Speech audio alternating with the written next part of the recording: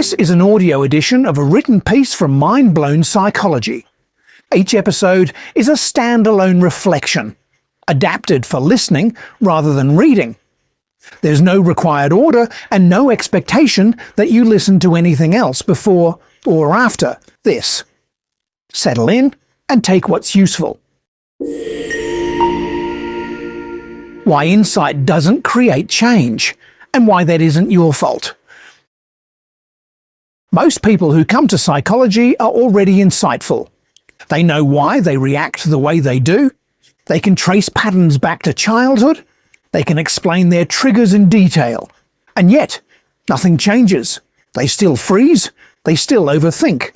They still react in ways they promised themselves they wouldn't. This is usually the point where people turn on themselves. They decide they're resistant, or lazy, or secretly unwilling to change, but that conclusion rests on a misunderstanding of how change actually happens.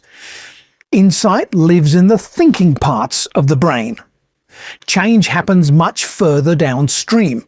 Your nervous system does not respond to explanations, it responds to signals of safety or danger.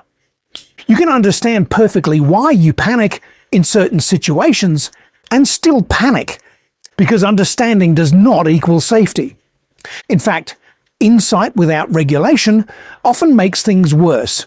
It gives the mind something to chew on while the body remains alarmed.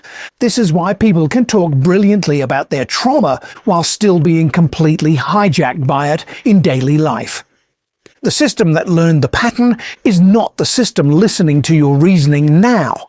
And that doesn't mean you're broken. It means you're human. Real change tends to arrive sideways, through repetition, through safety experienced, not explained, through relationships that don't demand performance. Insight can help orient you. It can stop you blaming yourself. It can give language to what was once chaos, but it was never meant to do the heavy lifting alone. If understanding hasn't changed you yet, it doesn't mean you've failed. It means you've been asking insight to do a job it was never designed to do. You've been listening to the Mind Blown Psychology podcast by Hopkins.